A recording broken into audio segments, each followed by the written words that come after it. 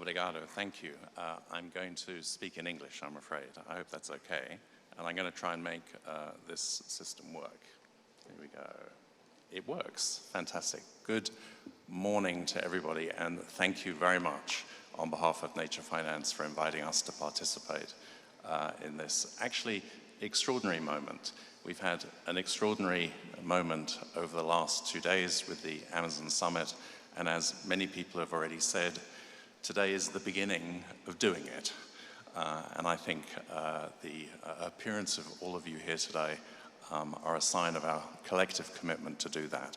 So I'm going to talk a little bit about the Taskforce on NatureMarkets, but really just to sort of touch on one or two key things.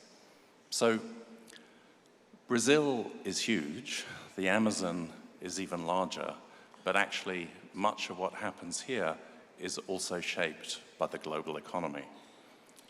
That if food commodity markets won't take nature into account, actually it's very difficult for Brazil or across the Amazon to take nature into account.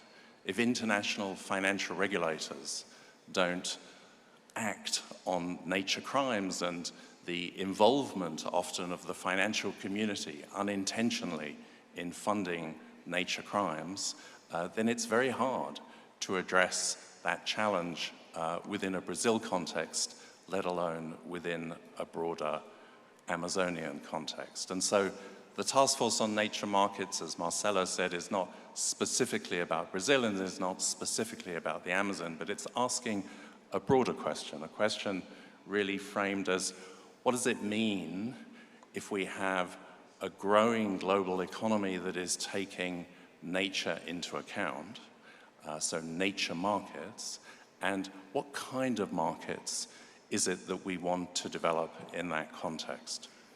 We've heard already about the importance of finance, and this day is very much about finance. But simply more finance may not be the answer. We know that we have an $8 trillion food system, that the World Bank estimates generates $12 trillion in negative impacts on nature, climate, and public health outcomes. So simply more money is not the right answer. We need the right money being channeled into markets that take nature, climate, and people into account in the right way. And that's very much how and why the Taskforce on NatureMarkets was created in April 1922, so about 18 months ago, to try and get a broad landscape view on how nature is increasingly being counted across a range of different parts of the global economy, both in the financial community and in the real economy, and what the implications of that increasingly priced nature is on the way in which nature in practice will be impacted, climate will be impacted, and obviously that broader equity dimension of the ways in which nature markets work. Think about carbon markets, much discussed over the last 2 days, certainly intended to help us address the challenge of climate change, but we all know have really failed in many ways, certainly voluntary carbon markets, to certainly deliver some of the equity outcomes that we would all expect and want to happen. I don't really have to describe to this audience where we are in the context of biodiversity, but I did want to just put a couple of numbers up there that again are not about the Amazon per se, but about, if you like, the global version of the Amazon conversation that is going on. I won't run through these numbers, but I just make the obvious first couple of observations. 100% of the global economy is 100% dependent on nature. Remove nature, no economy. Yeah, and I think obviously we are here because we understand that, but of course the extraordinary fact is that that hasn't been the way in which the global economy has priced, counted, valued, regulated, asserted policies to ensure that nature is maintained intact. And as we can see, Global biodiversity scores have dropped by 70% within the lifetime of some of the people in this room, certainly me. Yeah, and that's an extraordinary number, obviously relevant in the Amazon, but also relevant elsewhere. So these are the challenges that we're trying to address. But in many ways, the challenges that we're seeking to address in the Amazon can only be addressed if we're also addressing the broader challenges of how nature is priced in the global economy. The Amazon is big, but is not independent of the way in which global financial and capital markets work. Central banks in distant shores impact the way investors look at investment flows into Brazil, other parts of the Amazon, and so on.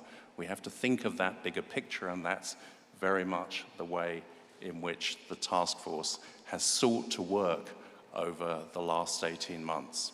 We've been privileged to have two Brazilian members of the task force, Almir Soria, who's sitting in the front here, and his contribution has been far from symbolic. Extraordinary inputs and insights and wisdom that has really fed in to the core content of the task force final report, and also Joachim Levy, that many will know, who has really brought insights from the macro side of economics, from the financing side of economics, from the way in which development banks contribute and can contribute to this broader agenda going forward. And the broader array of actors have included actors from the technology sector, from the data sector, from the science sector, from the financial community, from the business community, and so on. So a wide array of actors, as the previous panelists said, that are needed to come together to really think about not just how much money or how do we bring business to the table, but how do we ensure it's the right kind of money, the right sort of markets, the right businesses behaving in the right way going forward. I wanted to really just sort of offer not some detailed quantitative analysis, but to make the observation that nature markets are not small, they're large. Marcelo Furtado already made the point. The grand elephant of nature markets are food commodity markets, trillions of dollars of food being traded every year, all the way down to small emerging markets, carbon markets, biodiversity credit markets just beginning to emerge. And we need to think at scale about the way in which these markets are going to evolve. And maybe, I'm not sure how the translation works, but the language switch we need to use is that we're not trying to finance nature, but we're trying to channel finance in ways that invest in companies and markets that have nature-positive outcomes, a much larger and more complex agenda than raising money purely to invest in nature, although obviously that is needed as well. So we're already faced with extraordinarily large nature markets that often present some of the very challenges that we need to address.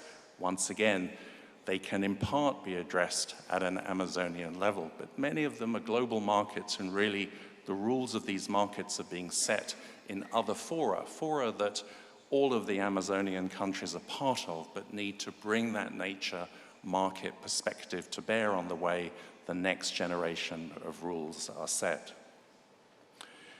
Many issues, many people, and I just really wanted to kind of mention three really through quotes from individual members of the task force. Starting on the right side, Vian Sharif, who's the CEO of Nature Alpha, which is a biodata company. Data is not simply something that we use, say for making financial decisions or broader market decisions, but the biodata market itself is emerging into a multi-billion-dollar market.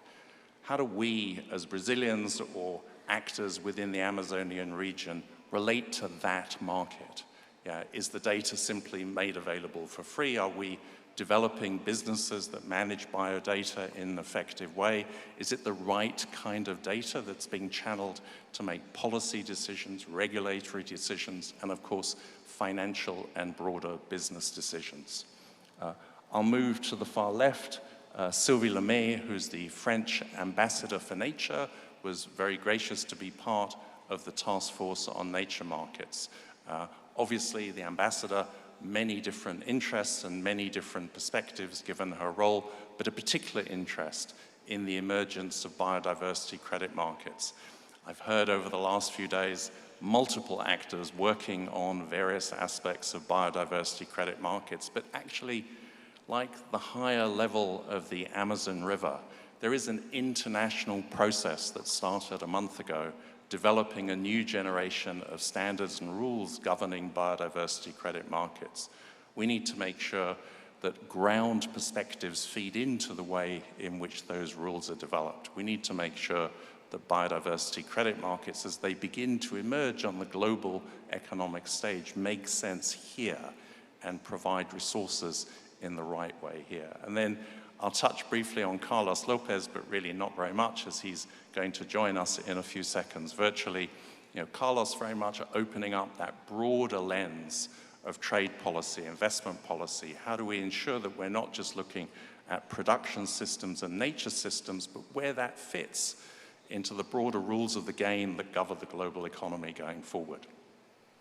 With that, just a flash, and we'll come back to these recommendations in the next panel.